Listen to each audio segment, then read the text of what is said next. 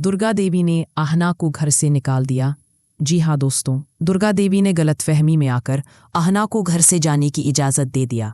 दोस्तों, पिछले एपिसोड में जो कुछ हुआ उसने पूरे घर का माहौल बदल कर रख दिया।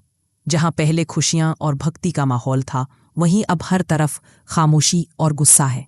और इस गुस्से के केंद्र में है दुर्गा देवी। उन्होंने अपनी आंखों से देखा कि आहना ने दुर्गा विसर्जन जैसे पवित्र मौके पर नशे में धुत होकर हंगामा मचाया। गाना, नाचना, बदतमीजी, वो सब कुछ जो किसी भी सुस्कारित बहू से उम्मीद नहीं की जाती। दुर्गा देवी को यकीन है कि ये सब आहना ने जानबूझकर किया है। उन्हें लगता है कि शायद आहना की यह पुरानी आदत रही होगी जो अब सामने आ गई है, लेकिन असलियत इसी को नहीं पता। थोड़ा समय बीत चुका है। आहना अब धीरे धीरे होश में आ रही है। घर का माहौल बेहद तनावपूर्ण है। सब लोग हॉल में बैठे हैं और हवा में बस एक ही सवाल गूंज रहा है, अब आगे क्या होगा। अभी दुर्गा देवी अपने कमरे से बाहर निकलती है। उनके चेहरे की सख्ती देखकर ही सब समझ जाते हैं कि आज कुछ बड़ा होने वाला है। वो सबके सामने खड़ी होती हैं और ठंडी लेकिन भारी आवाज में कहती हैं, मैंने बहुत सोचा कि क्या सही है और क्या गलत, लेकिन अब मैं एक फैसला ले चुकी हूँ। ऐसा फैसला जो इस घर की इज्जत के लिए जरूरी है। पूरा घर शांत हो जाता है। किसी को सांस लेने तक की हिम्मत नहीं होती। दुर्गा देवी की निगाहें आहना पर टिकती हैं, जो एक कोने में बैठी अभी भी थकी और टूट चुकी है। आहना दुर्गा देवी कहती हैं, मैंने तुझ पर भरोसा किया, तुझे अपनी बेटी की तरह माना, लेकिन तूने सबके सामने इस घर की लाज मिट्टी में मिला दी। अब मैं तुझे इस घर में नहीं रख सकती। आज से तू इस घर से बाहर है। इन शब्दों के साथ पूरा घर सन्नाटे में डूब जाता है। टुकड़ और दादा भाई आगे बढ़ते हैं। माँ, ऐसा मत कीजिए। लेकिन दुर्गा देवी का फैसला पक्का है। आहना उठती है, आंखों में आंसू, चेहरे पर बेबसी और आवाज में कांपती हुई सच्चाई। माँ, मुझसे गलती नहीं हुई, मैंने कुछ नहीं किया। मुझे बस याद है कि मैंने शरबत पिया था और फिर सब कुछ धुंधला हो गया। लेकिन अब कोई सुनने को तैयार नहीं।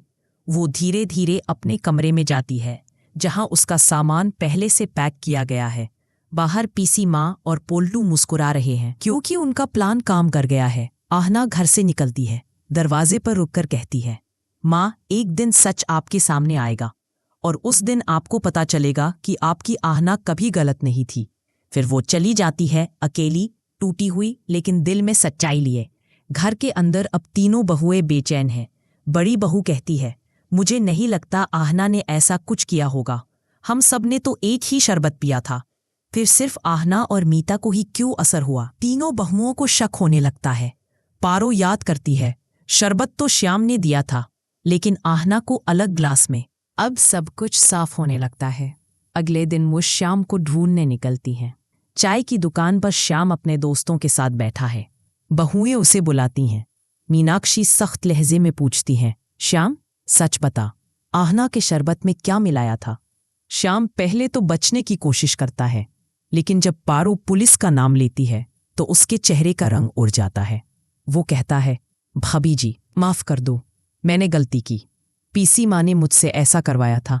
ये सुनते ही सब दंग रह जाते हैं। पीसी माँ ने ही सबको फंसाया था, अपनी ईर्ष्या में, अपनी चाल में। अब तीनों बहुएं सच्चाई लेकर घर की ओर भागती हैं। उन्हें दुर्गा देवी को बताना है कि आहना निर्दोष है। लेकिन क्या दुर्गा देवी उनकी बात मानेंगी? क्या वो अपना फैसला बदलेंगी? और क्या आहना को इंसाफ मिल पाएगा? यही कहानी अब एक नए मोड़ पर है, जहां सच्चाई और झूठ की जंग शुरू हो चुकी है।